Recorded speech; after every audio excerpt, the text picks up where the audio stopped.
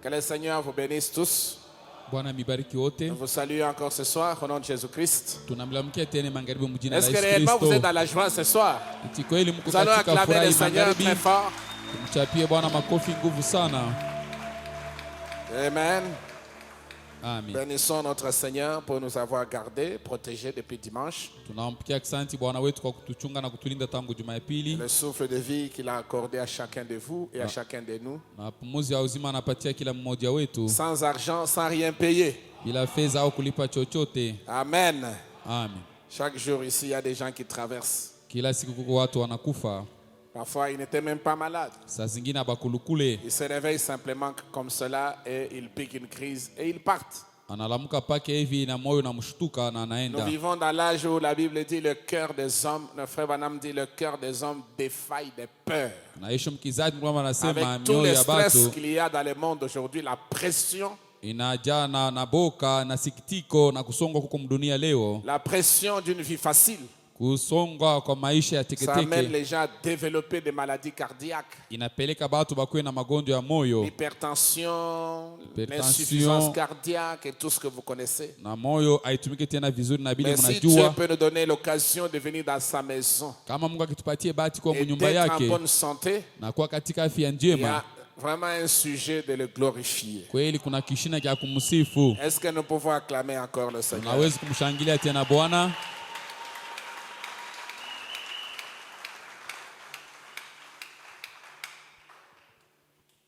Je vois qu'on a essayé d'aménager la chair ici. Les administrateurs, ils ont travaillé dessus. Que Dieu vous bénisse.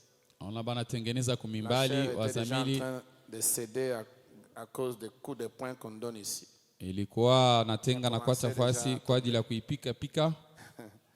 Aujourd'hui, vous m'avez fait une surprise. C'est bien. Que Dieu vous bénisse richement. Nous allons tenir debout pour lire la parole de Dieu. Je vous ai dit qu'aujourd'hui nous allons entrer dans le vif de notre sujet. En tout ce temps, on a essayé de placer un fondement, une plateforme sur laquelle maintenant nous allons construire. Je prie que Dieu vraiment puisse nous aider à comprendre ce message. Pas seulement le comprendre, mais le recevoir dans notre cœur. Parce que ce message, c'est la vie pour nous. Prions avant de lire la parole. Dieu notre Père, nous te sommes reconnaissants de nous avoir encore protégés et gardés depuis dimanche jusqu'à ce soir. Nous sommes ici avec des cœurs ouverts, disposés à recevoir ce que tu as préparé pour nous. Il est écrit, l'homme ne vivra pas seulement du pain, mais de toute parole qui sort de la bouche de Dieu. C'est dans un âge, ô Père, où nous devons atteindre la maturité. Nous devons quitter, Seigneur, la basse-cour, quitter l'état des enfants, des bébés. Ô Dieu qui se contente de prendre du lait de l'évangile, mais nous devons tendre à ce qui est parfait pour devenir des hommes adultes en qui tu peux placer ta confiance. L'épouse qui est sortie doit s'exposer au soleil afin qu'elle puisse atteindre la maturité. C'est pour cela que nous sommes ici, Père. Fais rayonner sur nous les rayons du Fils, le Fils qui est le soleil, qui est Jésus-Christ. La parole faite chair. Descends maintenant, Père, et couvre cet endroit de ta présence. Nous ne voulons pas devenir un peuple habitué à venir dans la présence de Dieu. Nous ne voulons pas devenir des vieux loups des mers, mais nous voulons ô Dieu, chaque fois que nous nous tenons dans ta présence, que nous puissions en tirer profit. Guéris les malades, console les affligés. Parle-nous au travers de la parole, Seigneur, alors que nous voulons la lire. Que le Saint-Esprit qui en est l'auteur nous en donne le contexte ce soir. Pour la gloire de ton nom, nous avons ainsi prié au nom de Jésus-Christ. Amen. Amen. Osée, chapitre 6. Hosea sura yake ya 6. À partir du premier verset jusqu'au verset 11. Kuanzia mstari ya kwanza kufika kwa 11. Nous lisons cela ensemble. Tuisome pamoja.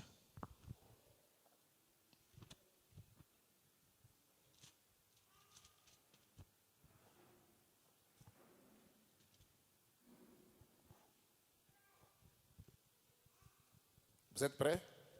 Uko tayari? Lisons. Venez, retournons.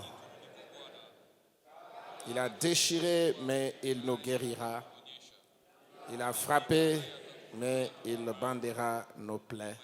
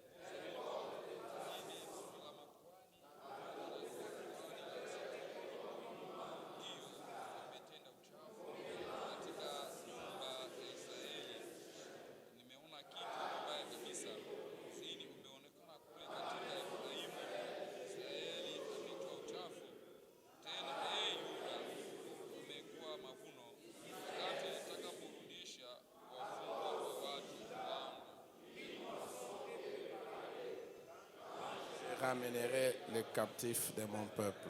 Amen. Amen. Puisse le Seigneur bénir la lecture de sa parole. Vous pouvez vous asseoir. Bwana bariki kusoma kwa neno lake, mnaweza kuikala. Alors, nous entrons dans notre sujet sur reconnaissez votre jour et son message. Ningie katika kishina chetu kuhusu mahubiri, tambueni siku na ujumbe wao. Nous avons besoin que Dieu nous aide à reconnaître notre jour et son message. Mahitaji Mungu atusaidie tutambue siku yetu na ujumbe ya ile siku. Et la reconnaissance de ce jour Utambua kwa hii siku est tellement importante iko ya maana kabisa que notre bénédiction en dépend. na baraka yetu inaelekea ile. Amen. Amen. Si vous ne reconnaissez pas le jour dans lequel vous vivez, kama utambue siku ambao unaishi, vous ne reconnaîtrez pas non plus le message na kweli qui est attaché à ce jour. Hautajue kama ujumbe yenye kulamatana kwa ile siku. Vous allez siku. passer à côté du plan et du programme de Dieu pour vous. Utaenda kumpembeni ya matengenezo wala mapa ya Mungu juu yako. Et si vous ne connaissez pas le plan de Dieu pour vous, kama ujue mapa ya Mungu juu yako, vous risquez de rendre un service à Dieu en dehors de sa volonté. Una hatari kumtumikia Mungu bila ile kwa mapenzi yake. Nous ne sommes pas de ceux-là qui rendent un service à Dieu en dehors de sa volonté. Si hatuna mkunja bali benye kumtumikia Mungu bila ile kwa mapenzi yake. Nous sommes de ceux-là qui yake. rendent un service à Dieu conformément à sa volonté. Tuko katika wale benye kumtumikia Mungu kulingana na mapenzi yake. Alors au paragraphe 54, frère Branham dit ceci dans le message: reconnaissez ou reconnaître votre jour et son message. Kifungo 54 katika ujumbe tambua siku yao na ujumbe wako, ndio anasema hivi. Frère Branham dit ceci: or Osée a dit dans Osée 6:1. Osea anasema katika kitabu chake 6 Mwanzo, retournez à l'Éternel. Rudieni kwa Bwana. Souvenez-vous. Kumbukeni. Il a dit qu'ils allaient être dispersés. Anasema ya kwamba balipaswa kwenda kuzambarishwa. Et ils l'ont été. Na kweli balizambarishwa. Amen.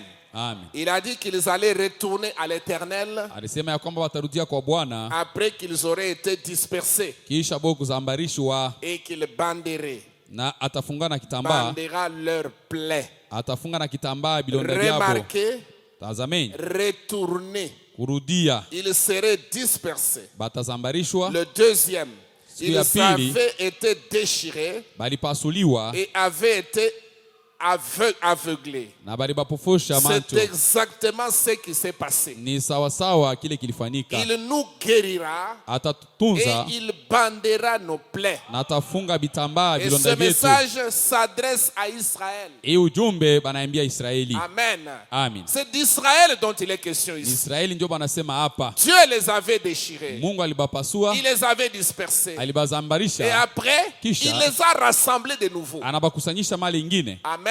Amen. Il les a rassemblés. Et Anabakusanyisha, Dieu promet de les guérir Mungu analaka ya kubatunza et de bander leurs plaies. na kufunga bitambaa bilonda byabo. Amen. Amen. Et dans Ézéchiel chapitre 37, Ezekiel vous 37, savez que c'est le chapitre qui parle des ossements desséchés. mnajua ni sura inasema mifupa yenye kukauka. Les ossements desséchés qui étaient dans la vallée. Mifupa yenye kukauka ilikuwa katika Et bonde. Dieu demande au Fils de l'homme de prophétiser. Mungu anamwambia mwana wa mtu atabiri. Est-ce que ces ossements peuvent-ils revivre encore? Hii mifupa inaweza kuishi tena? Frère Branham dit, Ndugu Branham anasema les ossements desséchés. mifupa yenye La kukauka, vallée remplie d'ossements desséchés. bonde yenye kujaa na mifupa Il yenye dit, kukauka. Ézéchiel a vu cela. Ezekiel aliona ile Leur retour.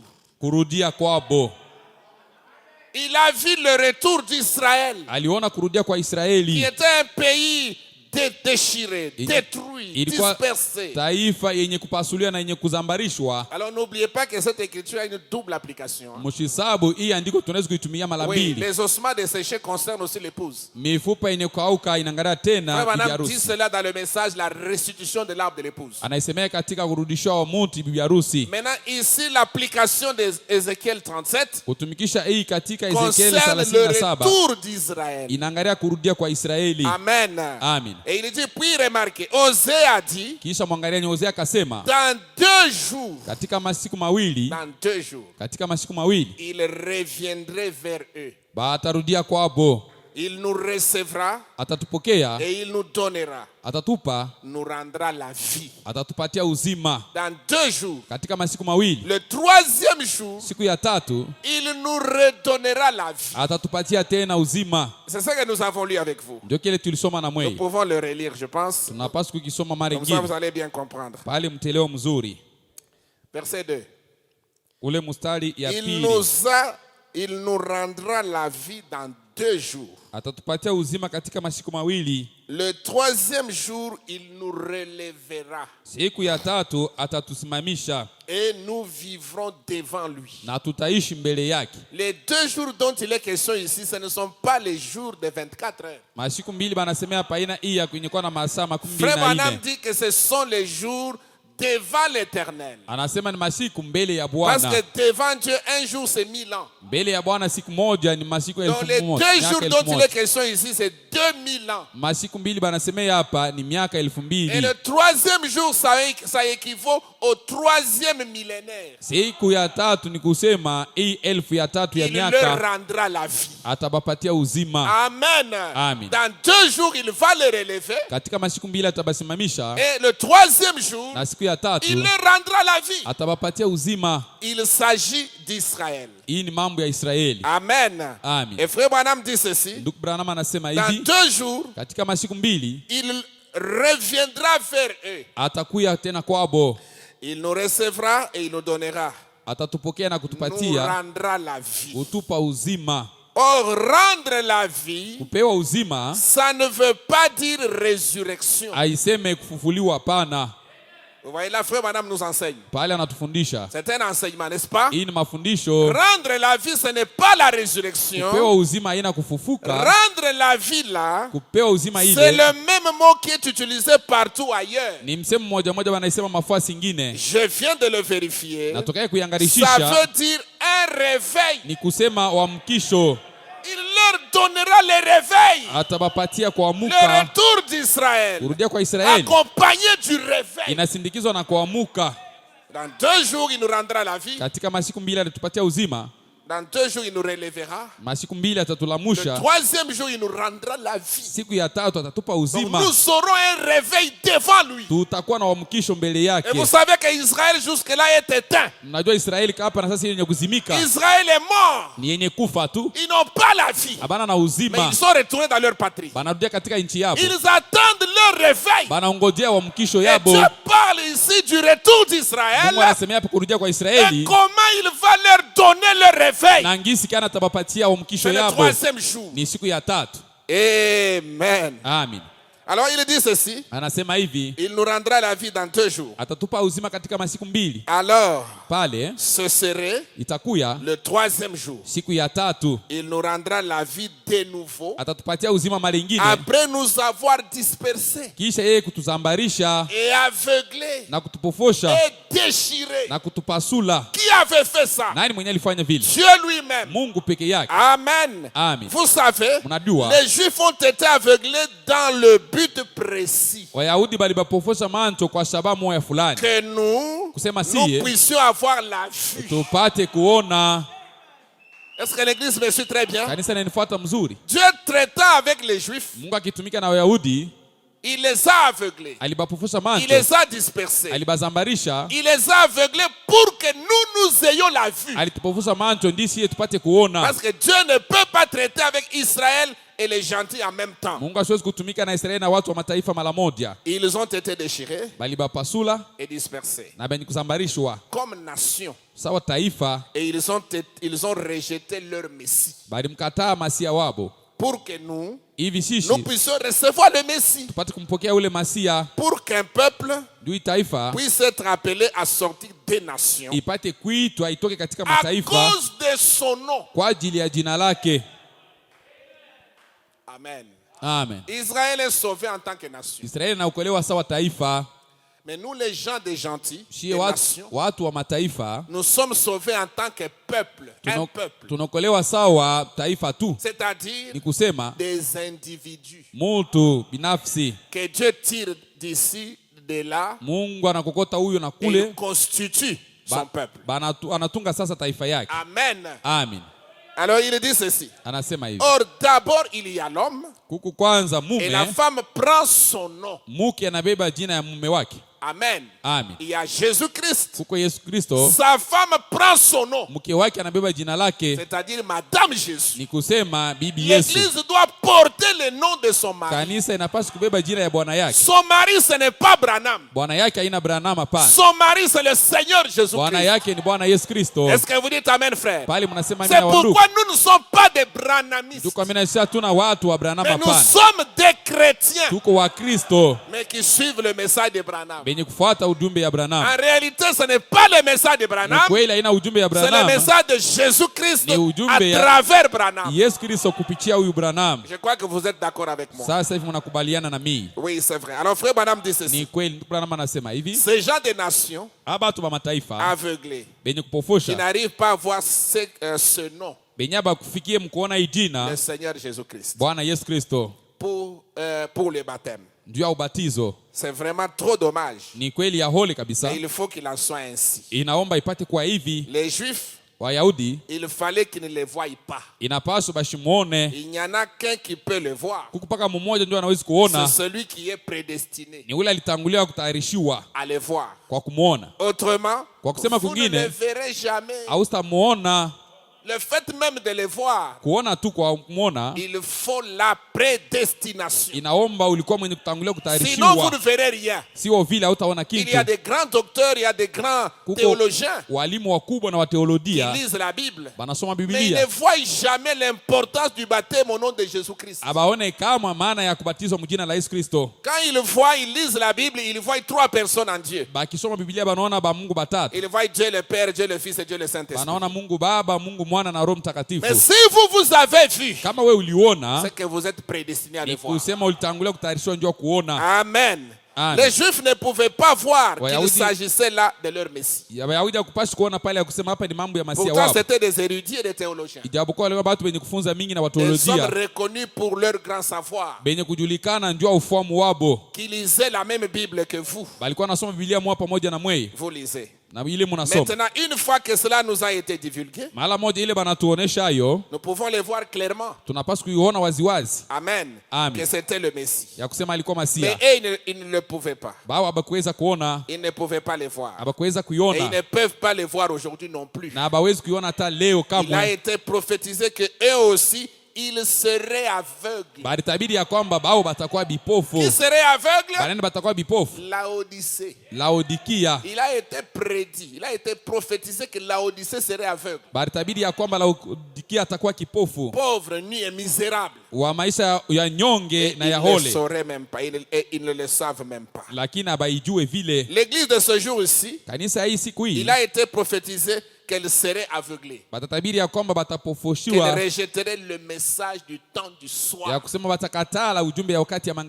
que vous me suivez, frère? Le fait que les gens rejettent ce message, c'est l'accomplissement d'une prophétie.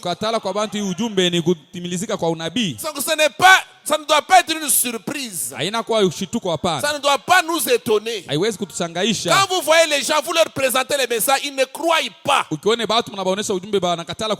ne le font pas sciemment. Amen. Ils accomplissent une prophétie. Mais si Dieu vous a ouvert les yeux, vous devez lui rendre grâce. Vous devez bénir le Seigneur. Parce qu'il a ouvert vos yeux afin que vous puissiez voir. Et ça, c'est la grâce de Dieu. Amen.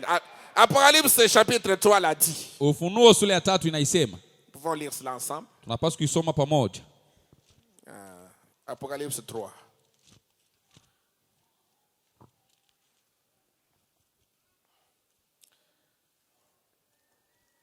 Donc Apocalypse 3 nous dit que l'église de cet âge, Laodicée, serait aveugle. Ufunuo 3 inatuambia sema kanisa hii kizazi cha Laodikia itakuwa ni kipofu.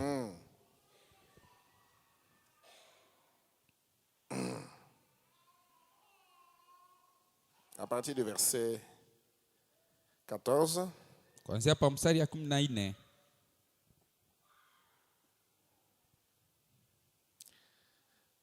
Je connais tes œuvres. Najua matendo yako. Je sais, verset 15. Hein?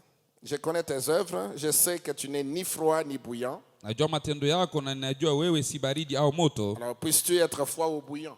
Afadhali ukue baridi au moto. Ainsi parce que tu es tiède. Lakini sawa wewe ni vukuvuku. Et que tu n'es ni froid ni bouillant. Naona baridi au moto. Je te vomirai de ma bouche. Nitakutapika toka kinywa changu. Parce que tu dis. Sababu wewe unasema. Je suis riche. Mimi ni tajiri. Je me suis enrichi. Nimepata mali nyingi. Je n'ai besoin de rien. Wala sihitaji kitu. Maintenant suivez. Mufuate. Et parce que tu ne sais pas. Na lakini haujue. Que tu es malheureux. Wewe ni mnyonge. Misérable. Na mtu wa taabu. Pauvre. Maskini. Aveugle. Na kipofu. Et nu. Na uchi. Amen. Amen.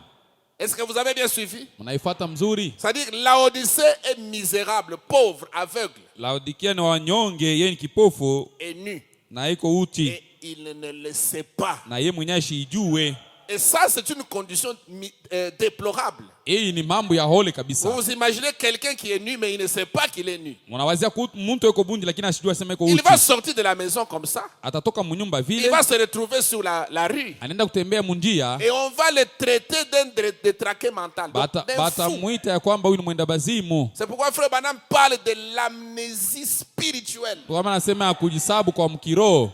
Laodicée a perdu la mémoire. Laodikia anapoteza ukumbusho. Quelqu'un qui est frappé d'amnésie, mtu mwenye kujisabu, il ignore même son nom. Anasabu hata jina lake. Il ignore ses origines. Anasabu kwenye anatokea. Il ignore son identité. Anasabu jina lake wala kitambulisho. Parce que tu ne sais pas. Ninjua uijue ya kwamba wewe ni maskini. Tu es misérable. Uko wanyonge. Tu es aveugle. Wewe ni kipofu. Et tu es nu. Na uko uchi. Amen. Amen. C'est pourquoi Dieu donne ici un remède. Il dit, Mungu analeta dawa anasema, je te conseille. Ninakushauri. Toi Laodicée aveugle. Wewe Laodikia kipofu. Et tu ne le sais pas. Na uijue vile. Je te conseille. Nakushauria. D'acheter de moi. Uuze kwangu. De l'or éprouvé par le feu. Dhahabu yenye kutuma moto.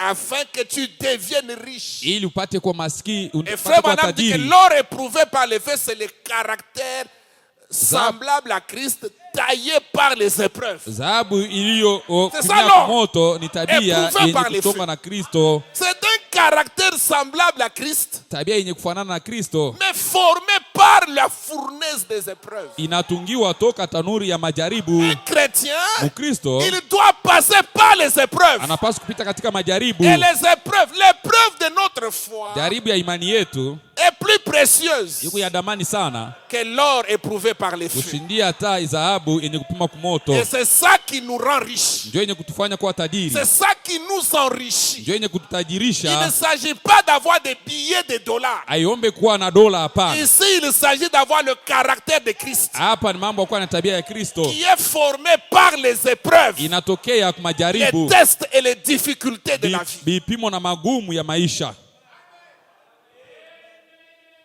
Donc un homme riche aujourd'hui selon Dieu, mtajiri leo kulingana na Mungu, c'est celui qui a un caractère ni ule yenye kuwa na tabia taillé par les épreuves, yenye kutonga toa majaribu, un caractère semblable à Christ. tabia yenye kufanana na Kristo. Donc ce n'est pas avoir de l'or haina kuwa na dhahabu, hapana, qu'on va creuser ile batenda kuchimba dans les mines ici ou à l'est là-bas, tout ça. Ce n'est pas de ça dont il est question. haina ile banasemea, hapana. Je te conseille donc d'acheter de moi de l'or uuze kwangu dhahabu éprouvé par le feu yenye kujaribiwa na moto, pour que tu deviennes riche. ili upate kuwa tajiri. Et il ajoute, anongeza, et un collier na mafuta pour oindre tes yeux, ndio kupaka mancho yako, afin que tu vois. ili upate kuona. Le collier, c'est un médicament des yeux. Mafuta kumi ni dawa ya mancho. Est-ce que vous dites amen, église? Kanisa mnasema Et amina. le collier qui est un médicament des yeux, Mafuta inakuwa dawa ya mancho pour nous, juu yetu c'est le sie Saint-Esprit. ni Roho Mtakatifu. Quand Dieu vous donne le Saint-Esprit, Mungu akishakupa Roho il ouvre Mtakatifu vos yeux. anafungua mancho Et yako, vous pouvez voir les promesses de Dieu. pale unaweza kuona malako ya Mungu ndio ya siku. Et vous n'oubliez pas que Laodicée est aussi nue.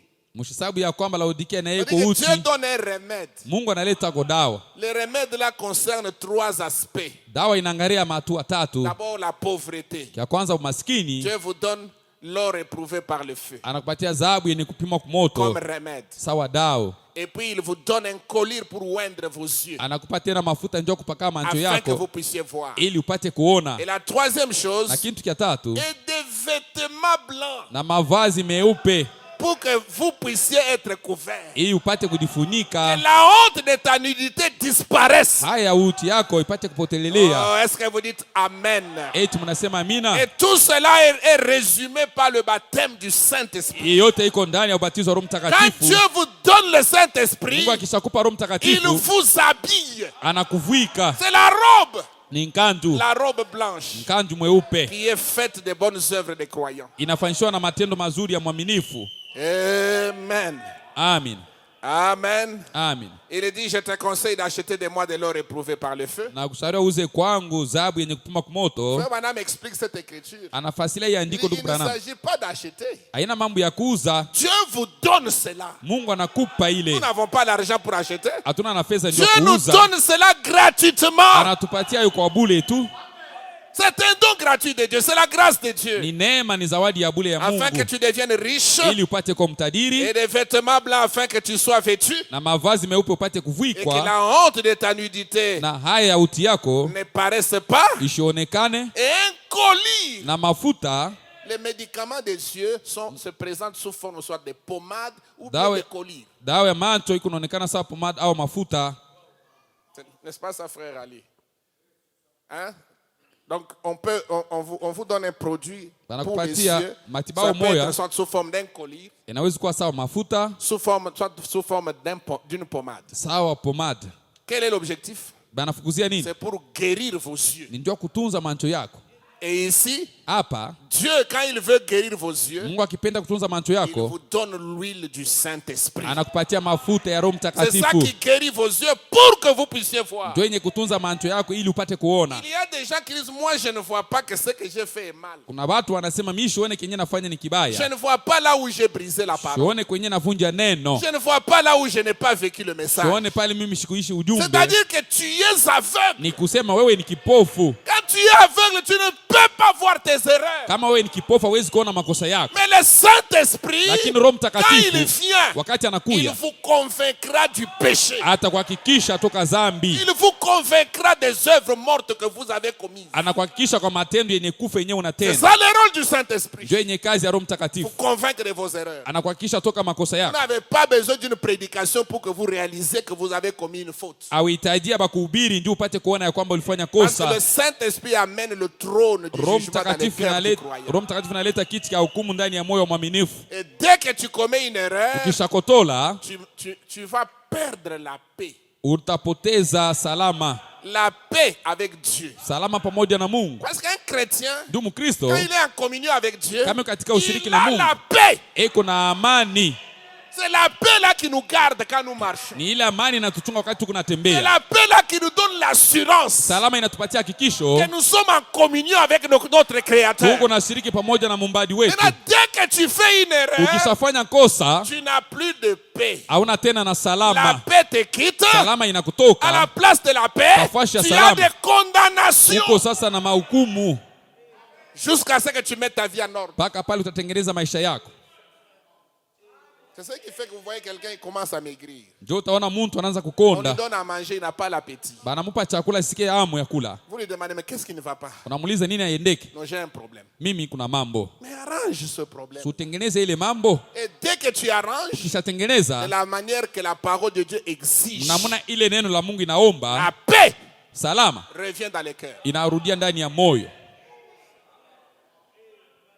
Est-ce que vous me suivez très bien? Eti mnanifuata mzuri? Oui, c'est très important. C'est ça la vie chrétienne. Iko ya maana kabisa, ndio maisha ya Toutes ces choses Kristo. sont dans le message. Hii bintu vyote viko ndani ya Allez ujumbe. lire l'âge de la Odyssée. Frère Branham explique toutes ces choses. Endeni mkasoma Vous avez le livre kizazi de cha cet âge de Laodikia. l'Église, n'est-ce pas? Allez lire l'âge de la Odyssée. Endeni mkasoma kitabu cha Laodikia, kizazi hiki ndio Branham Exposé, c'est anasema. vraiment bien décrit en détail. Bana yaandika kimoya kimoya. Frère Branham montre la différence entre l'or éprouvé par le feu et l'or ordinaire. Anaonesha tofauti ya ile dhahabu yenye kupima kumoto na dhahabu Il saa dit hii que tuko nayo. l'or ordinaire corrompt. Dhahabu saa hii wakati wote kunaharibisha, C'est-à-dire la richesse. ni kusema utajiri. L'argent que vous avez, les billets de dollars, les billets de francs que vous avez dans votre Madola au mafranc vous ile avez mko nayo. 2 milliards de francs congolais, ça vous corrompt si vous n'avez pas les deux pieds dans la parole. Kama uko na milioni 2 ya franc congolais itakuharibisha kama usimame miguu yote mbili Avec katika cet neno. or-là, on corrompt les députés, on corrompt Pamoja na ile zabo banakata les milomo politiciens, wanadimbo wala wafanya on siasa corrompt des femmes, wanakata milomo on wanawake corrompt des gens pour avoir des points à l'université. wanakata milomo walimu ndio bapate manuta kule ku university. L'argent tel que nous l'avons aujourd'hui, l'argent ici, ça Makuta fait hii tuko nayo beaucoup de dégâts. iko nafanya uharibifu mingi. Mais l'or éprouvé par le feu, Dhahabu yenye kutaribiwa toka moto, ça c'est le caractère de Christ. hii ni tabia ya Kristo, Ça vous rapproche plus près de Dieu. inakutofesha karibu sana na Mungu. L'or que nous avons ici, l'or ordinaire, change même le caractère des gens. Dhahabu hii tuko nayo hii iko nabadilisha hata matabia ya Quelqu'un watu. qui était humble, quelqu'un qui était calme, il devient orgueilleux. Mtu alikuwa cause de mnyenyekevu wa l'or. kimya anakuwa wa kiburi kwa Il ajili ya devient dhahabu, arrogant. anakuwa Il ne madivuno, respecte plus personne. asimheshimie tena mtu Parce que lui, mwingine. il a plus d'argent que tout le monde. Yeye kuna fedha kushindia watu wote. Mais quand tu as l'or éprouvé par les feux, Kama kuna dhahabu iliyojaribiwa na un moto, caractère semblable à Christ. tabia yenye kufanana na Kristo, Même si tu as beaucoup d'argent, tu seras humble. hata kama kuna makuta nyingi Parce utakuwa que paka mnyenyekevu. cette nature-là vient par le Saint-Esprit. Ile tabia inatokea ni Roho Mtakatifu.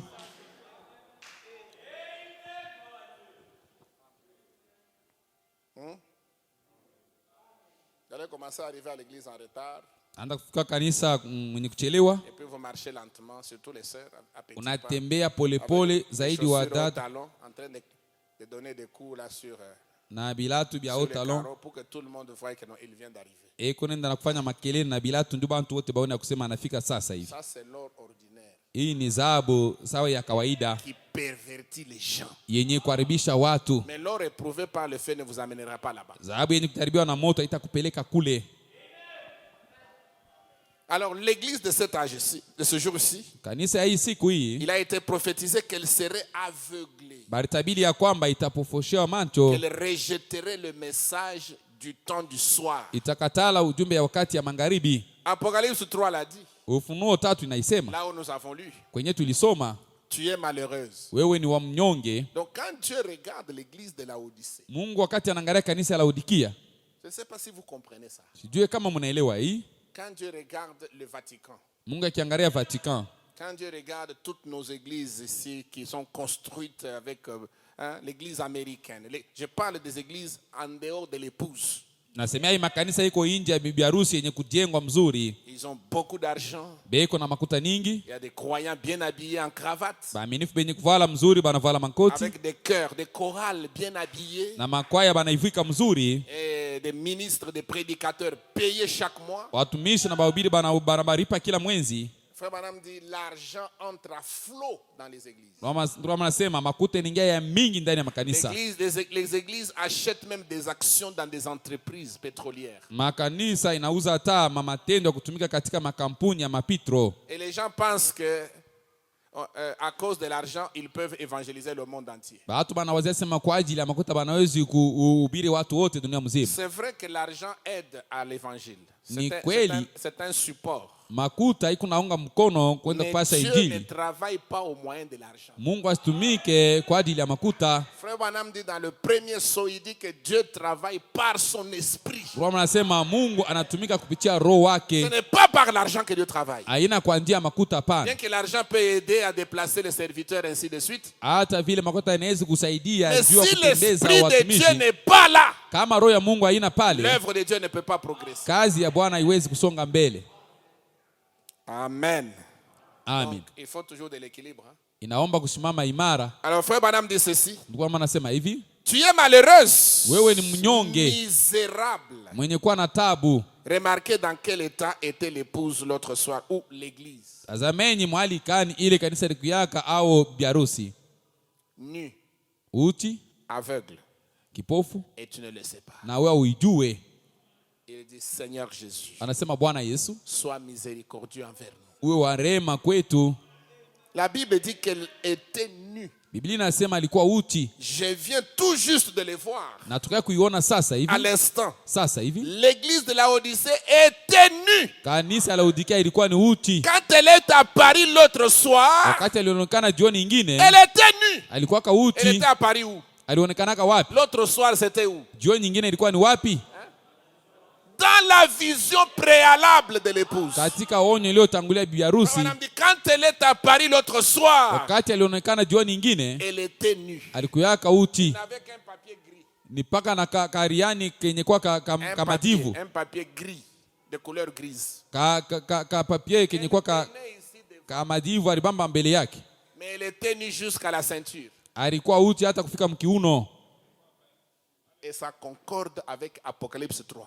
Inapatana na Ufunuo 3. La vision, onyo, et la parole, na neno, et la réalité, na ukweli ya mambo sur terrain, mkiwanza, ça concorde. Binapatana. L'église aujourd'hui est nue. Kanisa leo iko ni uchi. Regardez les femmes dans les églises dénominationnelles. Angalieni banamke katika makanisa ya kizebu. En mini-jupe, en pantalon. Benye kuvala mini-zip na masuruali. Les lèvres fardées en rouge. Benye kujipotoa na kujipakala bikundu kumidomo. Elles sont presque nues. Beko karibu uchi. Mais elles ne le savent pas. Lakini abaijue. Quand tu lui dis non, ma soeur, tu es mal habillée, mais qu'est-ce que vous voulez dire? Ukimwambia dadangu navala mbaya, unapenda kusema nini? Vous êtes vieux jeu. Wewe uko mwamuzi. Vieux jeu. Donc vous êtes un homme qui vous appartenez à l'antiquité. Nous sommes modernes. Wewe uko mtu wa zamani, sisi tuko ni watu wa sasa. Moderne, ça veut dire déshabillé. Ni kusema tukuvala mavazi. Vous accomplissez l'écriture d'Apocalypse 3. Unatimiza andiko ya Ufunuo 3. Nu, aveugle, pauvre, uti, kipofu na maskini na mtu wenye kuwa mashia nyonge. Et tu ne le sais même pas. Na wewe mwenyewe uijue. Frère Branham dit, oh Seigneur Jésus, sois miséricordieux. Bwana Yesu Kristo ukwe wa rehema. Le cœur de Frère Branham brisé brisé. Moyo ndugu Branham yenye Il dit, kuvunjika. le cœur a failli me manquer. Asema moyo nitafuta kunivundika À cause de l'état dans lequel se trouvait l'église. kwa ajili ya hali yenye kanisa ilijikutanisha. La Bible dit qu'elle était nue. Je viens tout juste de le voir à l'instant. Biblia inasema alikuwa uchi, natoka kuiona sasa L'église hivi.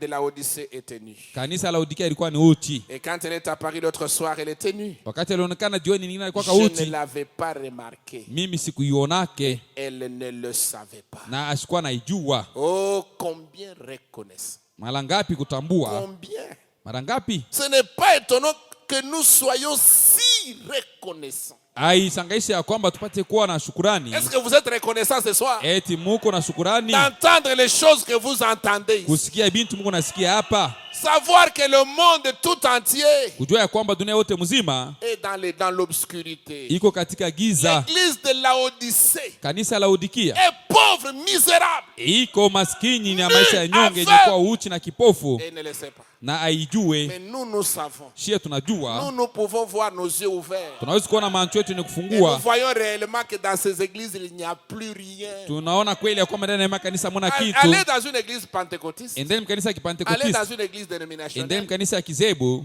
Adorez là-bas un jour. mwabudu kule siku Et mmoja, revenez nous donner un témoignage. mukwe mtushuhudie. Frère, il n'y a plus rien. Nduku mula muna kitu, C'est la sécheresse. ni kikavu tu. L'esprit les a déjà quittés. Roho isha kutoka kule. Et Frère Madame a juste dit, je trouve que nous ne sommes pas assez reconnaissants des choses que Dieu nous a fait connaître. Naona ya kwamba hatuna na shukrani mingi kutokea bintu vyenye Mungu Nous ne sommes anatujulisha. pas assez reconnaissants. Hatuna shukrani mingi. Nous sommes indifférents. Tuku tubashokushutuka. Parfois nous prenons des choses à la légère. Tunabeba bintu na kubisula tu. Non, que Dieu nous aide à être reconnaissants. Mungu atusaidie tupate kuwa na Vous savez, quand shukrani. quelqu'un est reconnaissant, même son attitude change. Kama mtu yuko na shukrani hata hali yake inabadilika. C'est la vérité. Ndugu, ni kweli. Son attitude change. Hali yake inabadilika, Sa façon de vivre change. namna yake ya kuishi La inabadilika, façon même d'adorer le Seigneur change. namna yake ya kumwabudu hata Bwana Parce inabadilika, qu'il est rempli d'actions de grâce, de reconnaissance. sababu anajaa tele na Et shukurani. la reconnaissance Shukurani va de pair avec la prise de conscience. inaenda pamoja na kuchukua dhamiri. Quand quelqu'un reconnaît ce qu'il a pris conscience, Kama mtu anatambua ni kusema anachukua dhamiri. est-ce que vous dites amen, mes frères? Banduku yangu mnasema amina? C'est la vérité. Ni kweli. Frère Madame dit, je me demande. Kama nasema najiuliza, Non, je trouve naona ya que nous ne kwamba sommes pas assez reconnaissants hatuna na shukurani des mingi choses que Dieu nous a fait connaître. tokea bintu vyenye Mungu anatujulisha. Oh, nous vivons dans l'âge où Dieu s'est déployé. Il Tunaishi nous a révélé sa parole. Mukizazi kile Mungu anakuya na kutuonesha neno Il nous a lake. révélé les 7 ans de l'église. Anatuonesha vizazi saba ya Il nous kanisa, a révélé les 7 tonnerres. anatufunulia sasa mamingurumo Les 7 saba, sceaux. miuli saba, Même les 70 semaines de Daniel. hata mawingi 70 ya Dieu nous a Danieli. révélé ces choses. Mungu anatufunua vile Il ne bintu, s'est pas arrêté là. asikusimamie Même les pale, trompettes. hata matarumbeta Les 7 trompettes, Dieu nous a révélé cela. barakumu saba. Mungu anatufunia ile. Est-ce que nous sommes reconnaissants? Eti tuko na shukurani. Si nous étions reconnaissants, même notre façon d'adorer le Seigneur allait changer. Kama tulikuwa na shukurani, hata namna yetu ya kumwabudu Bwana Notre ilipaswa façon de venir kubadilika, à l'église allait changer. namna yetu ya kwa kanisa ilipaswa kubadilika, Notre manière de nous approcher, même d'écouter la parole, allait changer. namna yetu hata ya kusikia neno ilipaswa Nous devions kubadilika. être un peuple reconnaissant. Tunapaswa kuwa taifa yenye kuwa na shukurani. Amen. Amen. 59, il dit ceci. 59 Nue. anasema, Et les visions disaient, m'ont montré qu'elle était nue. maonyo linionyesha ya kwamba alikuwa kauchi Et elle ne le savait pas. na ashikuwa naijua Et aveuglée. na kipofu, Comme Israël a été aveuglé, sawa vile Israeli alipofusha pour que ceux des nations puissent entrer. ili watu wa mataifa wapate kuingia. Maintenant, Sasa hivi ceux des nations sont aveuglés watu wa mataifa banapofusha pour que l'épouse puisse être enlevée ili bibi harusi apate et kunyanyuliwa qu'Israël na Israeli puisse recevoir la fête des trompettes. apate kupokea karamu ya C'est barakumu. tout à fait parfait. Iko kamilifu. L'histoire se répète. Hadisi inazunguka tena. Autrefois, Israël était aveuglé. Mahali ingine Israeli alikuwa ni kipofu. Et nous, les gentils, nous avons reçu la grâce. Si watu wa mataifa tulipokea Nous neema, avons reçu le Messie. tulipokea Masia. Souvenez-vous que nous étions l'olivier sauvage. Kumbukeni ya kwamba tulikuwa ni mzeituni ya C'est mpori. ce que Romain explique. Ndio ile Roma Nous inapasilia. étions l'olivier sauvage. Tulikuwa mzeituni ya mpori, Nous avons été coupés bali tukata de cet olivier sauvage et Toka ile- entés sur l'olivier domestique franc. toka ile mzeutuni ya mpori na banatulamika ku ile mzeutuni ya byakweri qui est Christ. yenye kwa Kristo. Maintenant Israël, ils étaient là, ils faisaient partie de l'olivier franc. Israeli kwaka ni mzeutuni ya byakweri. Mais comme ils ont rejeté Christ, sawa vile banamkatala Kristo, ils ont rejeté le Messie, banamkatala Masia, ils ont été coupés, bakabakata, retranchés. Banabatosha, Dieu les a dispersés. Mungu anabazambarisha, il les a frappés. Anabapika. Ils se sont retrouvés partout ailleurs dans le monde. Banadikuta fasi yote kuzambala mdunia. Même leur temple était détruit. Hata hekalu yabo balibomoa. Même l'adoration était complètement détruite. Hata kuabudu kulibomolewa. Vous voyez le temple de Salomon là? Angalieni ile hekalu ya Salomo ile. Là où la colonne de feu était descendue. Kwenye kule ngunzo ya moto ilishukaka. Le jour de la dédicace. Siku ya toleo. Ce temple là était mis à sac. Ile hekalu balibomoa yote. Parce qu'ils n'avaient pas compris que abakuelewa ya kwamba le vrai temple, hekalu ya kweli, c'était Christ. Ilikuwa ni Kristo. Que Dieu s'était déplacé du temple de Salomon vers son propre temple. Mungu alihama toka hekalu ya Salomo kwenda ku Yesu Kristo alikuwa ni hekalu yake binafsi. Et ils ont rejeté cela. Na bakakatala ile. Et quand ils ont rejeté, wakati balikataa, Dieu s'est tourné vers les nations. Mungu akigeukia watu wa mataifa. Pour regarder et tirer un peuple qui puisse porter son nom. Ndio kuangalia na kutosha kutaifa yenyewe itachukua jina lake. Mais maintenant, lakini sasa hivi, dit frère Branham, vile ndugu Branham anasema, les nations, l'église de la Odyssée, watu wa mataifa, kanisa la Laodikia, il dit et maintenant, na sasa hivi, ceux des nations, watu wa mataifa sont aveuglés. Banapofushua. C'est ça que nous venons de lire avec vous. Ils sont aveuglés. Quelles sont les conséquences de cet aveuglement? Pour que l'épouse puisse être enlevée et qu'Israël puisse recevoir la fête des trompettes. C'est tout à fait parfait. Maintenant, je vais poser la question. Messieurs, quelle heure est-il? Quel est le jour? Dans quel jour vivons-nous? Est-ce que les nations sont aveuglées? Maintenant, qu'est-ce qui reste? Qu'est-ce qui reste? Qu'est-ce qui nous reste? C'est que les épouses sont enlevées.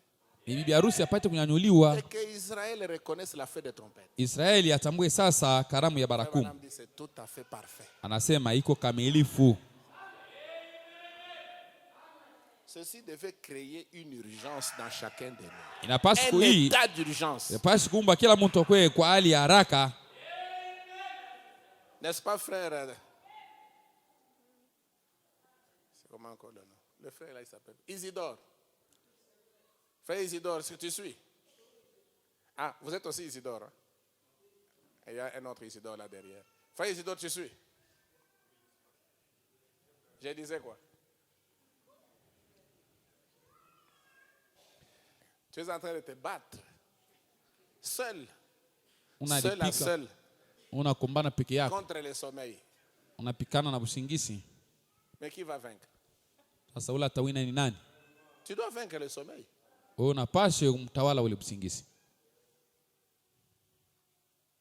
Amen.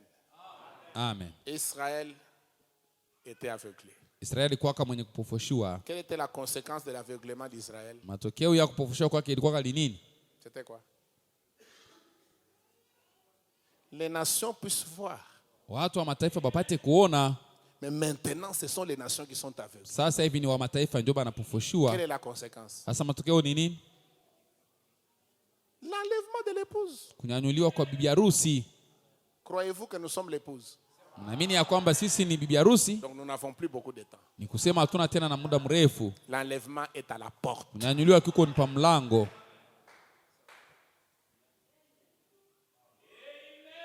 Toutes ces choses sont dans le message, ça dort. Le Branham a prêché ça depuis 64. Mais nous les prédicateurs, nous prêchons le message comme s'il y avait encore beaucoup de temps. Parce que nous avons beaucoup de projets. Mais qui sont en dehors de la parole. Nous devons avoir des projets en accord avec la parole. Tunapaswa kuwa na mambo ya kufanya lakini yenye kulingana na neno. Suivre le mouvement de l'esprit. Kufuata ngisi gani roho kunatumika. Amen, amen. Amen. Israël est dans sa patrie, mes Israeli iko katika nchi yake barafiki. Il se prépare Beko najitayarisha pour rebâtir le 3e temple. Ndio ya kujenga tena hekalu ya 3. Si vous suivez les informations, vous allez voir ça. Mkifuate habari simtaiona. Amen. Amen.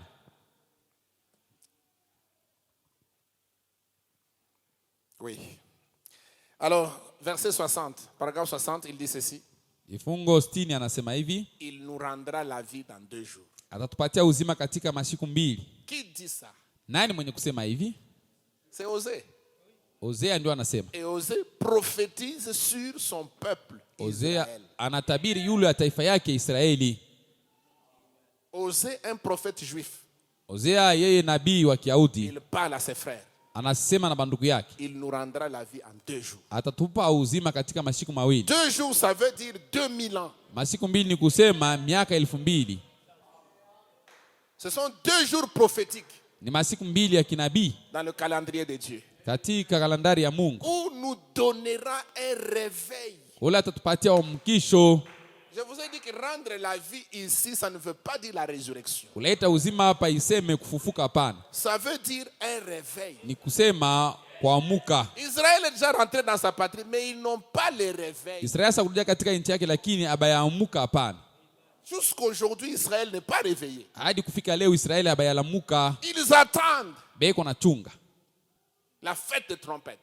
Karamu ya barakumu. Ils attendent Élie et Moïse. Banamchunga Elia na Musa. C'est eux qui vont amener le réveil en Israël. Bao ndio bataleta umkisho kule ku Israeli. Élie et Moïse ne peuvent pas apparaître là-bas pendant que l'épouse est sur la terre. Elia na Musa bezi kuonekana kule wakati bi harusi ngari pa dunia.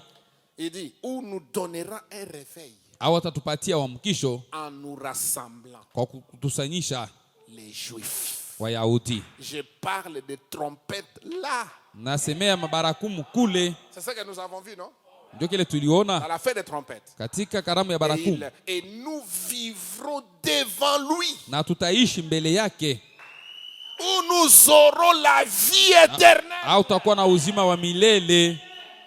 Jusque-là, Israël est endormi. Paka na pale Israeli ngale kuna lala. Israël est éteint. Israeli ni yenye kuzimika. Pendant ce temps-là, c'est nous qui avons la vie. Hii wakati ndio tuko na uzima. Nous avons le réveil. Sisi tuko na uamkisho. Nous recevons le baptême du Saint-Esprit. Tuko na batizwa na Roho Mtakatifu. Alléluia. Amen. Nous recevons la vie. Tuko napokea uzima. Nous connectons avec Dieu. Tunajichomeka kwa Mungu. Nous pouvons venir faibles, fatigués à l'église et à la fin de la réunion on est fortifié. Tunaweza kwa kanisa benye Qu'est-ce kwa que udhaifu c'est? kumwisho C'est le réveil. na nguvu ni nini? Ile ni uamkisho. Qui est en cours. Ile iko natembea. En train de faire progresser l'épouse. Hii kuna msongesha bibi harusi anaenda mbele. Et nous vivrons devant lui. Na tutaishi mbele Et yake. nous aurons la vie éternelle. Na tutakuwa na uzima wa milele mnaona? Nous serons devant lui. Tutakuyaka mbele yake. Jusque-là, Israël aujourd'hui, ils vivent encore sous l'influence de la loi mosaïque. Paka na leo Israeli ngo naishi chini ya mvuto ya Torati ya Musa. Nous ne sommes pas dans la dispensation de Moïse. Hatuna tena wakati ya Musa pana. Ils vivent dans un mirage. Beko naishi katika ni kimvuli tu. Dans une fausse lumière. Katika nuru ya bongo. Mais nous vivons dans la vraie lumière. Sisi tunaishi katika nuru ya biakweli. La lumière du jour. Nuru yenye ya siku. Vous savez que le soleil d'aujourd'hui est différent du soleil d'hier. Unajua kusema jua ya leo inachana na jua ya jana. Le soleil d'hier ne peut pas produire les résultats d'aujourd'hui. Jua ya jana haiwezi kuleta matokeo ya leo. Il y a un soleil pour chaque saison. Kuna jua njoo kila wakati. Il y a le soleil du printemps. Kuko jua ya wakati ya uzima. Il y a le soleil de l'été. Jua wakati ya jua makali. Il y a le soleil de l'automne. Jua ya wakati ya baridi. Il y a le soleil de l'hiver. Wakati ya baridi. Ici chez nous avons 2 saisons. Hapa tuko na manyakati mbili. Il y a un soleil pour la saison de pluie. Kuko jua njoo wakati ya mvula. Il y a un soleil pour la saison sèche. Na kuna jua njoo wakati ya kipwa. Amen. Amen. Vous voyez que le soleil d'aujourd'hui est différent du soleil du mois de mai, du mois de juin et du mois de juillet. Naona jua ya leo inachana na jua ya mwezi ya 4, ya 5 na ya 6. Nous avons un soleil, d'abord il y a la pluie et puis le soleil. Tuko na jua kisha kuko mvula. Le soleil. C'est pour Mvula faire na jua. croître la semence. Ni njia ya kukomesha mbeko. Je crois que les fermiers comprennent ça très bien. Walimali banaelewa mzuri. Amen. Amen. Et même quand le soleil, après la pluie, il y a un soleil ardent qui frappe. Kisha mvula kuna jua ya makali inapika. Après quelque temps, les nuages se forment. Wakati fulani mawingu Et la inakuya pluie hapo tombe. na mvula inanyesha. Ce soleil-là, il joue beaucoup de rôles. Ile jua iko nafanya makazi mingi. Il fait croître la semence, il produit aussi la pluie. Inakomesha tena mbeko kisha Il inatoa provoque mvula. l'évaporation. Inaleta tena jua ipate kupanda na mawingu ipate kufanyika.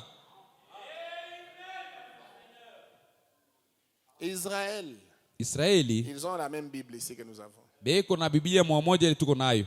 Mais ils n'ont pas le réveil. Lakini bana na wamkisho. Aujourd'hui le réveil est avec l'épouse. Leo wamkisho iko pamoja na bibi harusi. Nous avons le réveil. Tuko na wamkisho. C'est ça qui nous fait pousser des cris de joie. C'est ça qui nous fait dire amen quand la parole est prêchée. Il y a quelque chose à l'intérieur qui dit merci Seigneur. Oui, c'est vrai. Amen. Amen. Et il dit, celle qui vit dans les plaisirs est morte quoique vivante. Alors nous, il est promis qu'Israël aurait de nouveau la vie devant lui. Écoutez, elle a été morte au fait,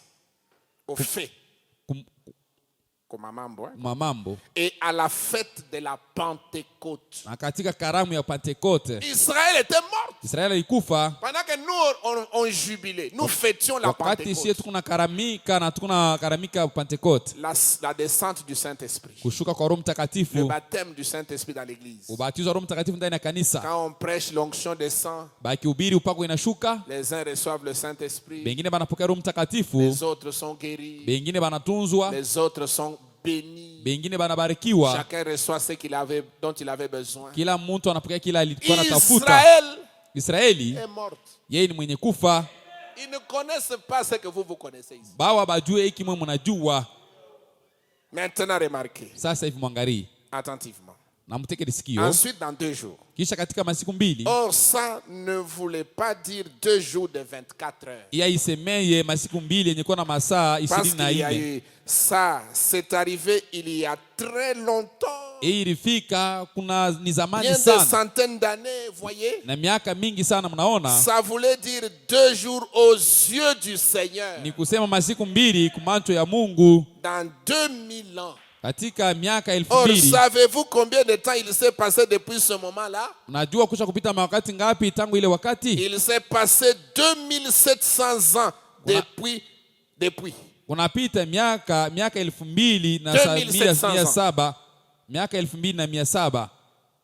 la prophétie d'Osée. Parce que Osée a prophétisé en 780 avant Jésus-Christ. Ça c'est Frère Branham qui l'a dit. 2700 ans.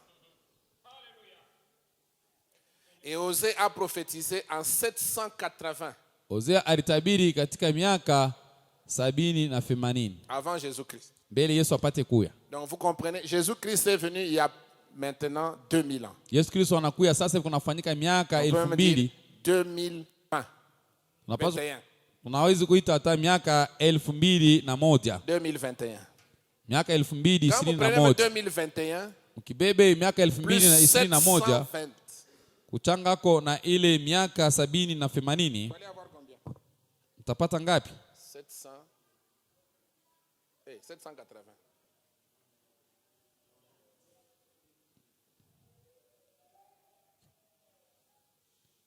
Ça fait combien?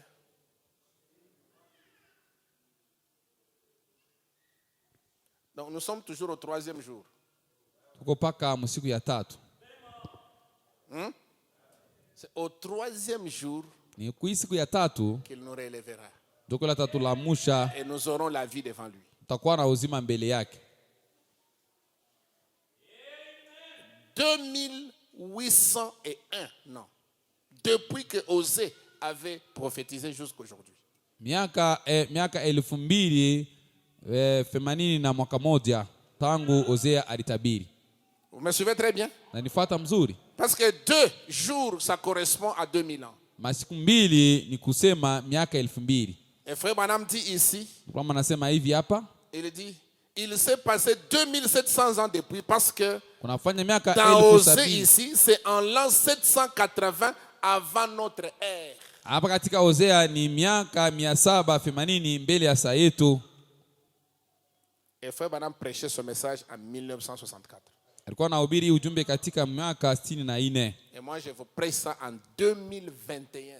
Mimi na nimehubiri katika miaka 2021. Nous sommes en 2801 ans. Tukichange tunafanya miaka 2801. 2 jours sont déjà passés. Na siku mbili zishakupita. Et nous sommes au 3e jour. Tuko katika siku ya 3. Et une grande partie du 3e jour est déjà passée. Kipande kikubwa kia siku ya 3 kisha kwenda. Nous sommes presque vers la fin du 3e jour. Tuko karibu kumwisho ya siku ya 3. Mes amis, barafiki yangu, quelque chose va avoir. Kitu moja kinapaswa kufanyika. Il ne nous reste plus beaucoup de temps devant ici. Akutubakie tena wakati mingi mbele. Voyez-vous? Mnaona? Ça s'est passé il y a plus de 2700 ans. Inafanyika kunapita miaka 2700. Dans 2 jours. Alisema katika masiku mbili. Le 3e jour, siku ya 3, il nous rendra la vie de nouveau. Atatupatia uzima malingine. Et nous fera vivre devant lui. Atatufanya tuishi mbele yake. Les voilà vos trompettes. Moneni sasa matarumbeta yenu. Il nous fera vivre. Atatufanya tuishi mbele yake. Qu'est-ce qui les fera vivre? Nini tatufanya tuishi? Les trompettes. Mabarakumu. Parce que les trompettes les rassemblent pour qu'ils reçoivent la fête de l'expiation. Mabarakumu inabakusanyisha ili bapate kupokea karamu ya ondoleo wa dhambi. Et la fête de l'expiation, karamu ya ondoleo wa dhambi, avec Élie et Moïse. Itakuwa na Musa na Eli. Christ viendra vers eux. Mungu anasema Kristo atakuja kwabo avec des cicatrices. Pamoja na bilonda. Et ils vont leur poser la question. Batamuliza, d'où viennent ces cicatrices? Hivi bilonda binatokea wapi? Et il va répondre, dans la maison de mes amis. Atajibu ya kusema inatokea nyumba ya barafiki yangu. Les voilà vos trompettes. Tazama njoo matarumbeta yenu. C'est là qu'elles font leur entrée. Ndio kule wanafanya kuingia kwayo. C'est l'heure où nous vivons. Ni wakati ambao tukunaishi. Le jour où nous vivons. Siku ambao tukunaishi.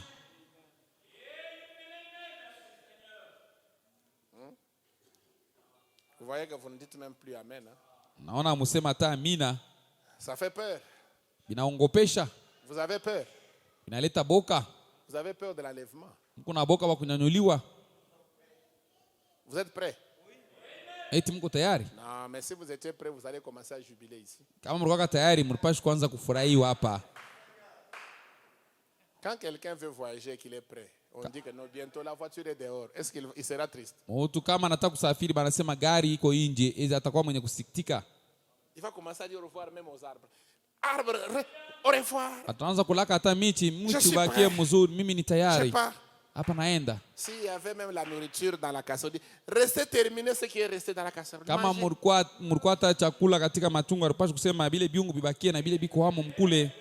Il y a la viande dans le congélateur. Muko nyama katika congélateur. La joie du voyage dépasse les histoires qui sont dans les congélateurs. Furaha ya safari inapitia hata bintu vya kula biko ma congélateur. Il y a suffisamment augmenté l'eau de foufou. Il y a suffisamment de farine. Mongeze maji ya mingi ya kupika bukari, bunga bukubwa mingi. Si vous mangez 2 boules, préparez 4. Mnakulaka mabuli 2, muipike tu mabuli 4. Pourquoi? Ni juu ya nini? La joie du voyage. Furaha ya safari. Frère, c'est la vérité. Ndugu, ni kweli. Mais est-ce que vous avez la joie du voyage? Ile furaha ya safari muko nayo? Vous avez réellement la joie ce soir? Muko na furaha kweli kweli magharibi? Donc vous comprenez que le départ approche. Nielewe ya kwamba safari ni karibu. Nous sommes sur le point de disparaître. Tuko karibu kupotelelea. Ceci devait nous donner de la joie. Hii ilipaswa kutupatia furaha. Amen. Amen. Maintenant, ils ont été dispersés, aveuglés, rassemblés. Et une bonne partie du 3e jour est déjà passée pour eux. Nous l'avons démontré ici. Tunaionyesha hapa. Une bonne partie du troisième. Vous savez, kipande kirefu kia siku ya tatu. Quand Dieu traite avec Israël, c'est avec précision. Mungu akitumika na Israeli, eko nasema kila kitu pafasi. Qui se souvient de l'enseignement sur le 110 semaines Daniel qu'on avait donné ici? Na nakumbuka mafundisho ya mawiki 70 ya Danieli tulileta hapa. Levez la main. Ceux qui se souviennent de ce que j'avais dit sur le 110 semaines Daniel. Bali wanakumbuka bila nisemea kuhusu mawiki 70 ya Danieli. Pour Israël, juu ya Israeli, le temps est connu. Wakati inajulikana. Israël a déjà consommé. Israeli hasa kupitisha 68 ans. C'est ça, 70 semaines. 68 semaines. 69 semaines. Et la 70e semaine, on a déjà consommé la moitié. Na ile wiki ya 70 basa kula mkipande. Pour Daniel, parce que le message là était adressé à Daniel et à son peuple et à la ville de Daniel. La ville de Daniel, c'est Jérusalem. Le peuple d'Israël, de Daniel, c'est Israël. Est-ce que vous me suivez très bien? Quand Israël va recevoir le réveil, le réveil ne durera que 3 ans et demi. Et l'histoire sera terminée. Mambo itaisha. Nous allons entrer dans le millénium. Tunaingia katika utawala wa Le timing de l'épouse wakati ya biharusi n'est pas connu. Haijulikane. C'est pourquoi jusqu'aujourd'hui, personne ne peut nous dire que l'enlèvement aura lieu demain ou après-demain. Hakuna mtu atatuambia simunyanyuliwa ni kesho au kesho kutwa, hapana. Mais pour Israël, c'est précis. Inajulikana.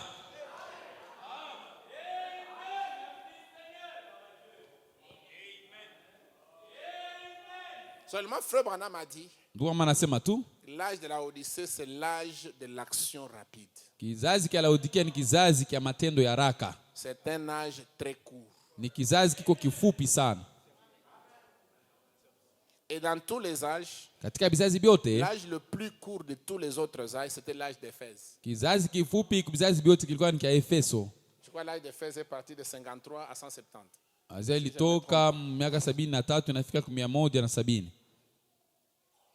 Quand vous faites les calculs, vous allez trouver que cet âge-là n'a duré que 112 ou 113 ans. Mkifanya hesabu mtaona kile kizazi kilifanya karibu miaka 112. Et quand nous disons si l'âge de la Odyssée est le plus court de tous les âges, ce sont des suppositions. Kizazi kia Laodikia ndio kifupi, mimi nasema na wazia, sema ndio vile alisema. Alors, et que l'âge de la Odyssée a commencé en 1906. Na kizazi kia Laodikia kilianza katika 1906. Le début de l'âge de la Odyssée 1906. Ilianza mwaka 1906. Leo tuko katika 2021. Ça fait combien? Mfanyeni hesabu mtosha 1906. Inaleta ngapi? Est-ce que j'ai fait bien les calculs? 2021 moins 1906. Miaka 2021 kutosha mu 1191. Est-ce que c'est ça? 115. OK.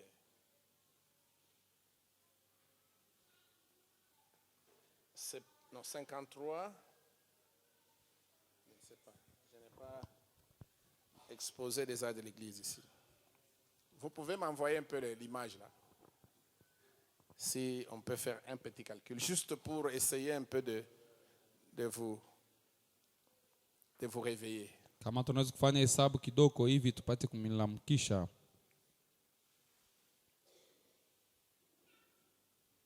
Donc nous avons déjà consommé 115 ans. Nous sommes en train de consommer 115 ans, c'est ça, non? Napitisha miaka sasa 115. Oh, vous n'avez pas ça? Quelqu'un n'a pas le livre de cet âge de l'église? Allez-y. Donnez-moi la page là où il y a le chandelier. Ok, arrêtez-vous là. 53 170, oui, c'est juste.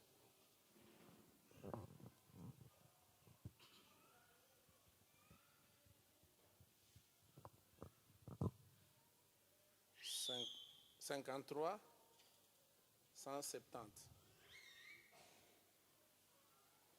Ça fait combien? 7 6 1 1. Hey! Il reste combien? Donc la différence entre... Parce que nous avons déjà consommé 115 ans. L'âge le plus court de tous les âges, c'était 117 ans.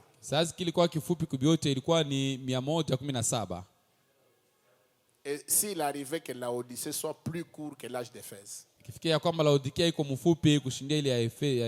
il ne reste plus que 2 ans environ pour atteindre l'âge d'Éphèse. Ça fait peur, hein? Je ne dis pas que c'est ainsi dit le Seigneur. Hein? Mais seulement je vais seulement vous faire voir que nous sommes dans l'âge, nous sommes à la fin du temps. Il ne reste plus beaucoup de temps. Dieu peut nous garder jusqu'à ce qu'on atteigne aussi 117 ans. Ça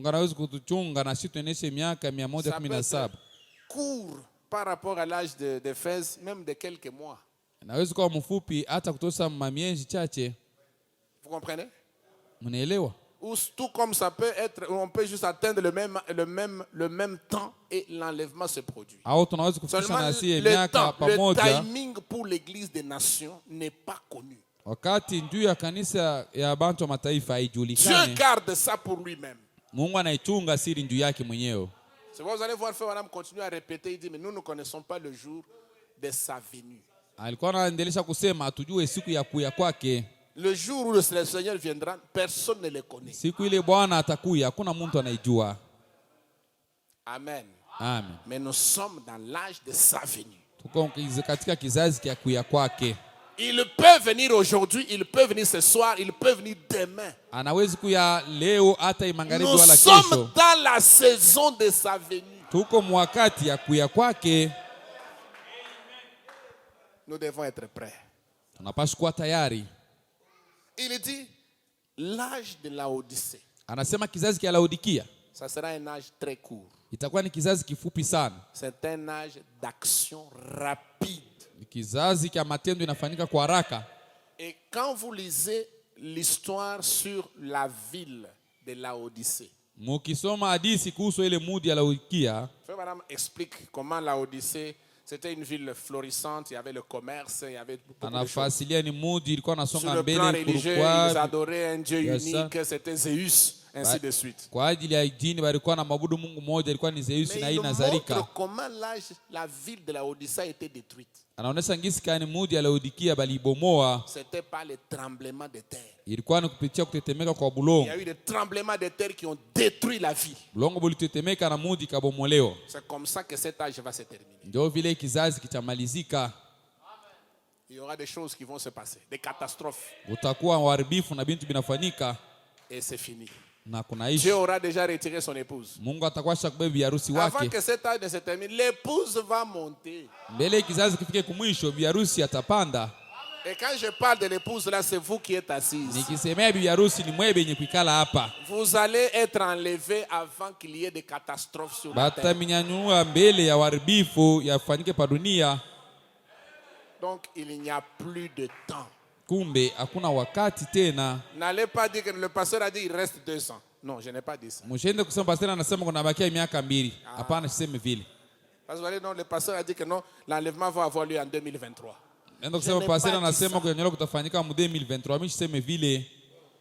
L'enlèvement peut avoir lieu avant la fin de cette année.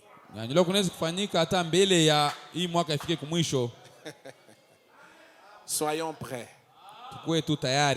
Amen, amen. Amen. Amen, amen. Amen. Alors, Frère Branham ajoute, il dit ceci. Je vais déjà terminer. Il faut que nous puissions méditer sur ceci. C'est très très important, mes frères. Il dit, voyez, ils ont été dispersés. De la Palestine partout dans le monde, ils ont été aveuglés pour qu'ils rejettent le Messie. Et maintenant, ils ont été rassemblés dans leur patrie, prêts pour les trompettes, pour qu'ils reconnaissent l'expiation. Vous voyez que Frère Branham répète ça.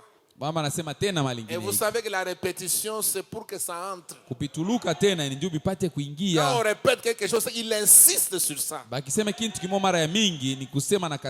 Comme la Bible le dit, quand ils recevront cela, qu'ils le verront avec les cicatrices des clous. Donc ça sera le ressuscité. Ça sera leur ami qui a été crucifié et qui est ressuscité d'entre les morts. Il va se présenter devant eux avec des cicatrices.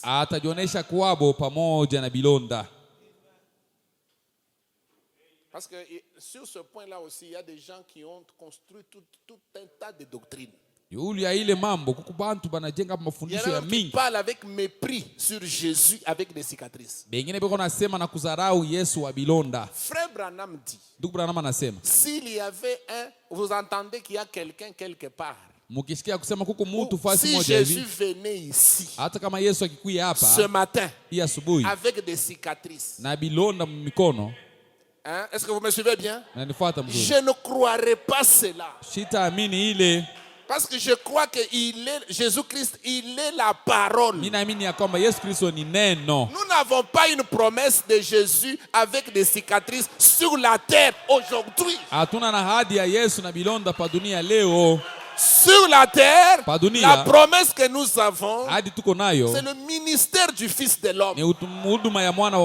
C'est Dieu dans la chair humaine. Mais ça ne veut pas dire que le corps de Jésus avec des cicatrices a disparu. Il est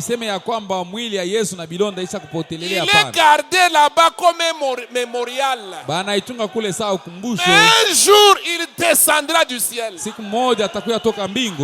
serons ravis, nous les rencontrerons dans les airs. Est-ce que vous croyez cela, Église? Mais sur la terre, non, il n'a pas une promesse comme cela.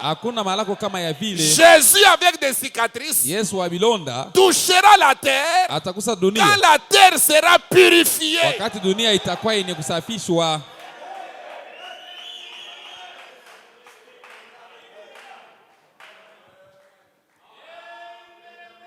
Alors, cette chose a été présentée de plusieurs manières. Les gens ont fait beaucoup de commentaires. Les gens insultent même Jésus avec des cicatrices. Vous allez blasphémer. Jésus avec des cicatrices revient ici pour les Juifs. Frère Branham dit, il va apparaître chez ses frères comme Joseph. Et on va lui poser la question, d'où viennent ces cicatrices? L'épouse ne sera pas là. L'épouse sera dans la gloire. Frère Branham dit que Joseph, quand il s'est fait connaître à ses frères, son épouse n'était pas là. Son épouse était déjà au palais. Donc nous serons dans la gloire. Et il ajoute, il dit, après que l'église aura été enlevée, alors ils diront, d'où te viennent ces cicatrices? Il dira, de la maison de mes amis. Et il a dit qu'il se retirerait chaque famille et qu'il verserait des larmes. Ça sera le deuil. Ça sera la fête de l'expiation. Après avoir été rassemblés par la fête des trompettes. Vous savez que la fête des trompettes était suivie par la fête de l'expiation. Et après la fête de l'expiation, c'était la fête des tabernacles, la dernière. Maintenant, dit que la fête des tabernacles, qui est la dernière, est typifiée, donc typifie le millénium. Karamu ya hekalu yenye kwa ya mwisho ni mfano ya millennium. Parce que dans le millénium nous construirons des maisons et on va y habiter. Katika millennium tutajenga manyumba na kuikala mule ndani. Mais dans la nouvelle Jérusalem, katika Yerusalemu mpya, c'est déjà construit. Yo isha kujengwa. Dans Jean 14, il a dit, je m'en vais vous préparer une place. Yohana 14 anasema naenda kumtayarishia fasi. Cette écriture a une double application. Ila andiko utatumikisha mara mbili. La place qu'il est allé préparer, ce sont nos corps. Fasi anaenda kutengeneza ni mamili Mais yetu. cette place aussi qu'il est allé préparer, c'est une ville. Fasi anaenda kutengeneza nawe ni mudi. Et chacun de nous a un palais. Kila mmoja wetu yuko na nyumba yake. Amen. Amina. Oh, c'est la vérité, mes frères. Ni kweli banduku yangu. Vous aimez cela, n'est-ce pas? Mnapenda ile? Oui, je termine en disant ceci. Namaliza kwa kusema hivi. Il verserait des larmes et il pleurerait pendant des jours comme une famille qui aurait perdu son fils unique. Batavuisha machozi kulia masiku sawa jamaa inapoteza mwana wao wa pekee. Kumbukeni, la fête des trompettes là, karamu ya barakumu ile devait amener cela. Ipashe kuleta ile pleurer, kulia, être dans le deuil. Kwa katika kilio, à cause du sacrifice immolé kwa ajili ya dhabihu yenye kuchinjwa qu'ils avaient rejeté. Yenye barikatalaka. C'est pour cela ils vont pleurer. Ndio kwa ile bataria. Et ils sont dans leur pays. Beko katika nchi yabo. Ils ont été dispersés, aveuglés et maintenant rassemblés. Benye kupofusha sasa hivi benye kusanyikwa. Et tout ça c'était sous ce 6e sceau. Hiyo yote ilikuwa chini ya muhuri ya 6. Leurs 7 trompettes. Ile mabarakumu yabo 7. Elle a sonné pour les rassembler. Ililia ndio ya kubakusanisha. La 6e trompette. Ile barakumu ya 6. La 7e c'est cette grande trompette. Ya 7 ni barakumu kubwa. Que nous avons vu avec vous dans la fête des trompettes. Dont nous avons parlé dimanche passé. La 6e trompette a sonné sur le 6e sceau. Comme notre 6e sceau a été ouvert. Et tout s'est passé en même temps. Seulement, les leurs ont toutes sonné du même coup. Yabo yote ililia mwakati moya. Alors que pour nous, juu yetu shie, il y a 2000 ans que la fête de la Pentecôte se poursuit. Kulikuwa kuna miaka 2000 hii karamu ya Pentecote inafuatana. Donc nous aussi nous avons eu notre fête de trompette. Na sisi tulipata ile karamu yetu ya barakumu. Est-ce que vous avez compris ça? Nous avons eu aussi notre fête de trompette qui s'est passée pendant 2000 ans. Est-ce que vous me suivez? Parce que quand Paul est venu, il a sonné la trompette. Quand Irénée est venu, il a sonné la trompette. Quand Colomba est venu, il a sonné la trompette. Frère, madame explique tout ça dans le message. Monsieur Keller est-il? Vous avez déjà lu ça, non? Monsieur Keller, il explique toutes ces choses. Amen. Mais cette trompette, c'était pour rassembler l'épouse. Et c'est cette trompette-là nous appelait à la fête de la Pentecôte. Parce que notre fête de la Pentecôte s'est poursuivie jusqu'aujourd'hui.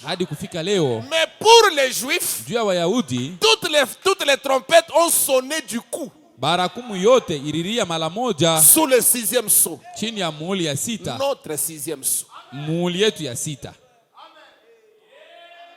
Je pense que vous avez bien saisi.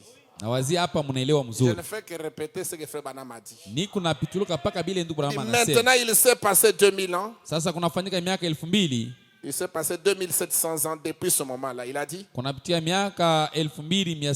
troisième jour, nous serons rassemblés de nouveau. Dans 2 jours, le troisième jour, nous serons rassemblés de nouveau. Et nous recevrons la vie devant lui.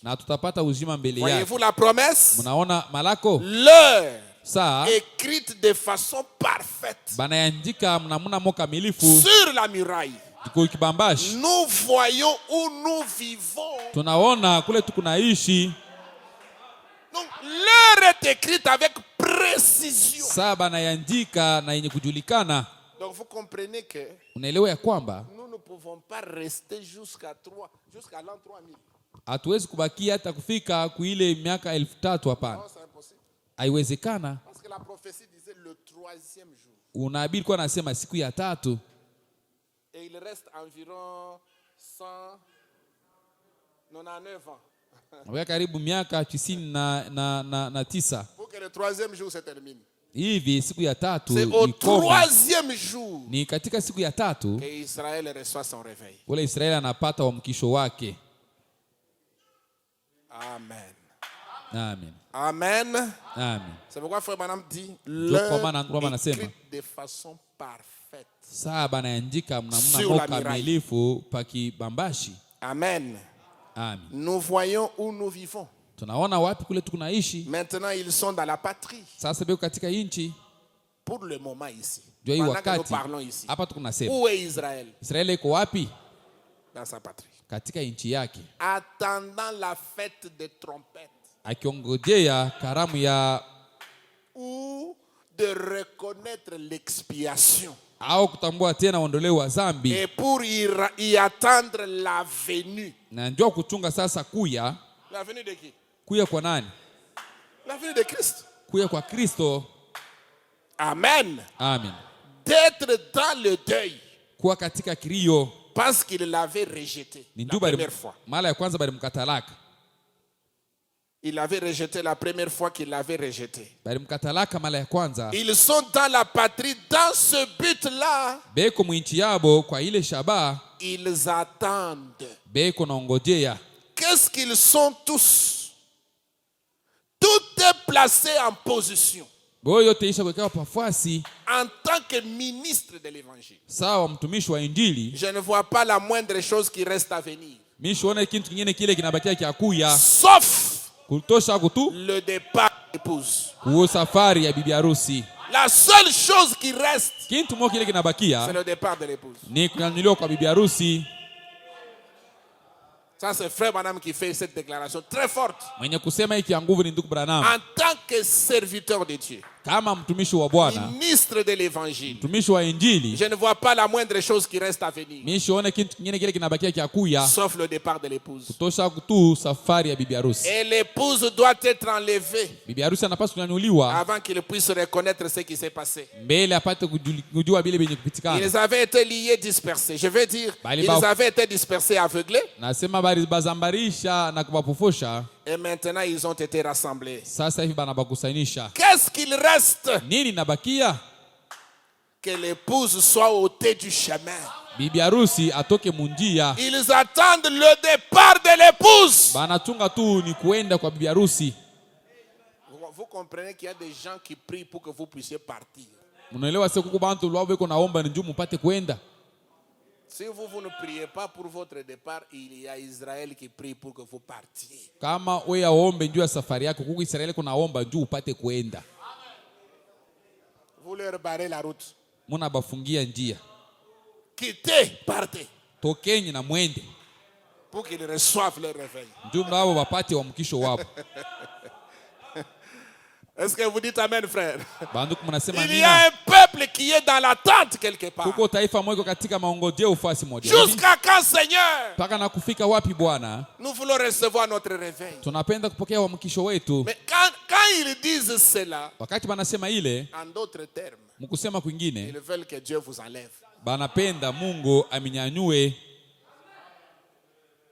Ils attendent le départ de l'épouse. Pour que leur prophète d'Apocalypse 11 puisse les convoquer à la fête des trompettes. Et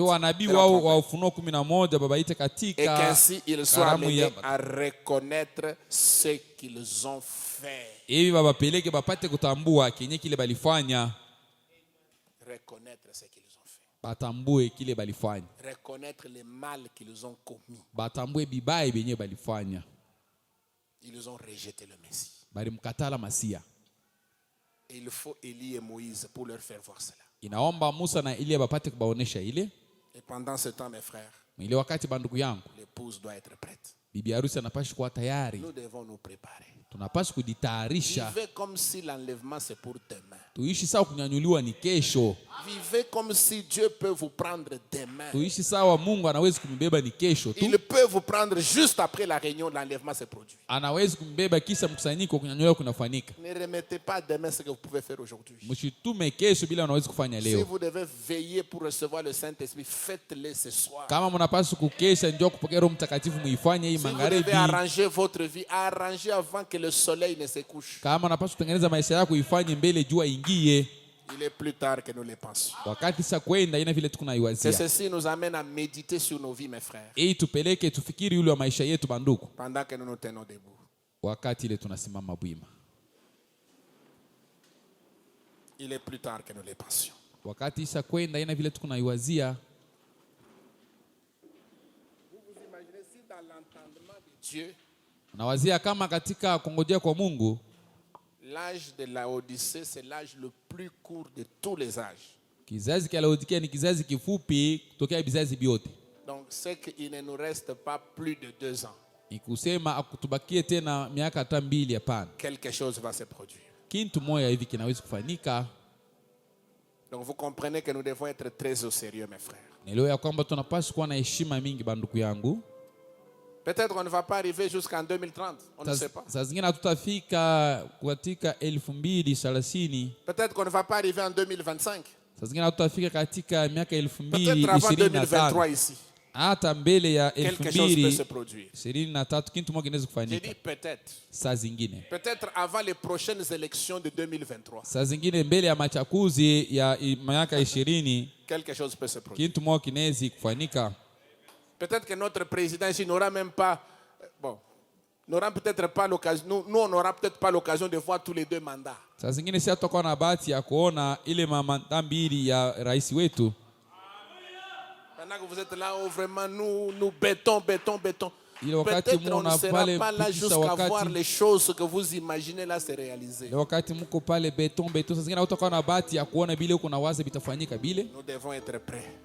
Tunapaswa kuwa tayari. Nous devons nous préparer, frère. Il est plus tard que nous puissions le penser. Kujitayarisha wakati cha kwenda ina vile tunaiwazia. Ce message a été prêché depuis 64. Hii ujumbe balihubiri katika mwaka 64. Dieu a été trop patient. Mungu anavumilia sana. Pour vous attendre. Njoo kumichunga mweye. Pour m'attendre. Njoo kunichunga mie. Avant d'enlever l'église. Mbele ya kunyanyua kanisa. Alors préparons-nous pour le départ. Tujitayarishe ndio ya safari. Ayons nos lampes bien nettoyées, remplies d'huile. Mataa yetu yenye kusafisha mzuri yenye kujaa na mafuta. Et soyons éveillés. Tupate kwa benye kukesha. Chaque jour.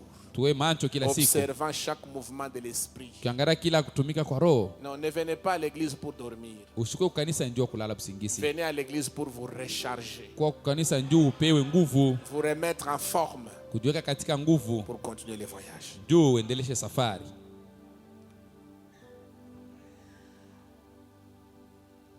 Oh, veux-tu veiller avec moi une heure comme je vais là-bas. Oh, comme je vais là-bas. Oh, veux-tu veiller avec moi une heure comme je vais là-bas prier. Oh, veux-tu veiller avec moi une comme je vais là.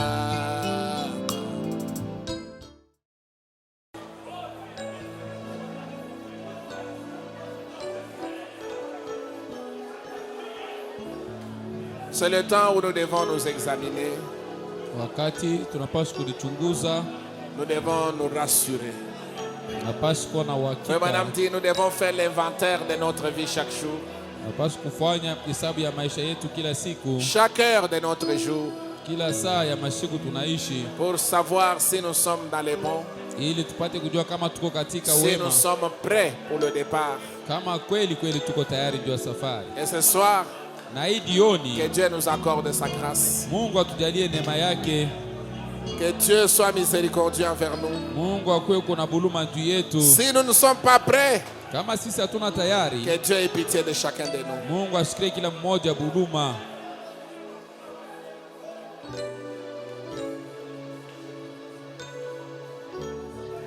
Pendant que nous allons prier le Seigneur,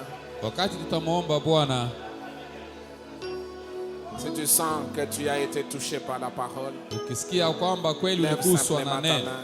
Dites, Seigneur, tu as parlé à mon cœur.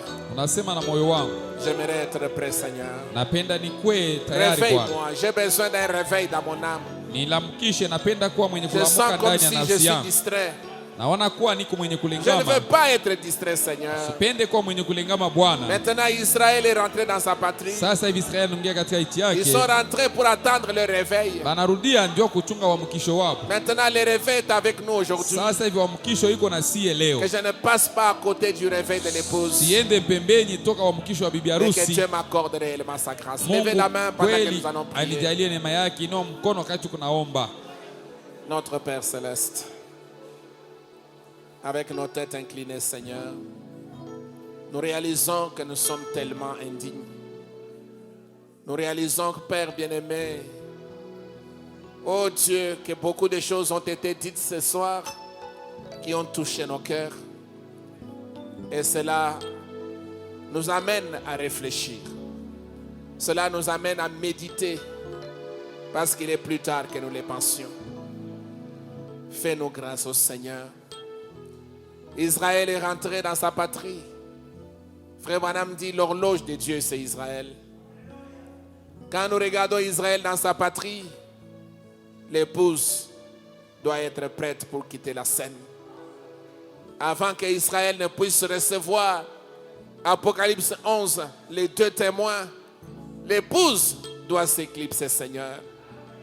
Oh Dieu Tout-Puissant, nous sommes cette épouse que toi, tu es venu préparer, Seigneur, avec le livre scellé de cette sceau qui a été brisé, avec la sonnerie de la trompette du 7e ange qui a sonné de la trompette pour nous dire qu'au jour de la voix du 7e ange, quand il sonnerait de la trompette, le mystère de Dieu serait accompli. Aide-nous ce soir.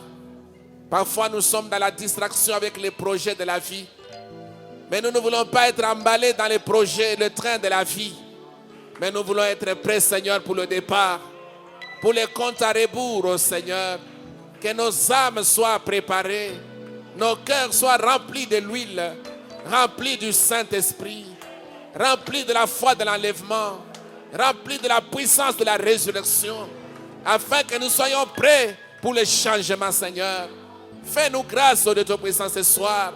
Alors que nous sommes en train de reconnaître notre jour et son message, réveille notre attention. Aide-nous à prendre conscience, à ne pas être dans la distraction, à ne pas avoir des projets qui nous éloignent de ta présence. Nous voulons avoir des projets qui sont en accord avec ta parole. Bénis cette église, oh Seigneur. Tu nous as donné cet endroit. C'est pour que nous puissions venir entendre la parole. Et que nous puissions nous préparer, Seigneur. Et que chacun de nous puisse avoir son billet à la main. Être prêt pour le départ, au Seigneur. Viens préparer ma soeur. Viens préparer mon frère. Viens préparer chacun de nous. Mets de côté de nous, Seigneur, tout ce qui n'est pas de toi. Aide-nous, Père, à te ressembler. Parce que l'épouse doit être la parole. Comme toi, tu es la parole, Seigneur. S'il y a quelqu'un ici qui était distrait, réveille son attention. Qu'il prenne conscience, Père, qu'il n'y a plus de temps, Seigneur. Bénis, oh Dieu, guéris les malades, console les affligés. Bénis tes enfants qui sont venus ce soir, qui ont entendu ce message et qu'ils puissent prendre conscience que, oh Dieu, ce message leur est adressé, Seigneur. Merci pour ton amour. Merci pour ta bonté. Merci pour ta grâce. Seigneur, à toi la gloire, à toi l'honneur, à toi la puissance, à toi l'adoration, à toi les actions de grâce. Toi qui vis et règnes au siècle des siècles, Père. Aide-nous ce soir. Nous nous abandonnons tous entre tes mains. Bénis le suite du programme, les offrandes et les dîmes que les saints ont apportées dans ta maison. Et bénis, ô Seigneur, notre chemin de retour. Garde-nous et protège nos pères. Alors que nous nous recommandons tous entre tes mains pour la gloire de Dieu. Au nom de Jésus-Christ, nous avons ainsi prié. Amen.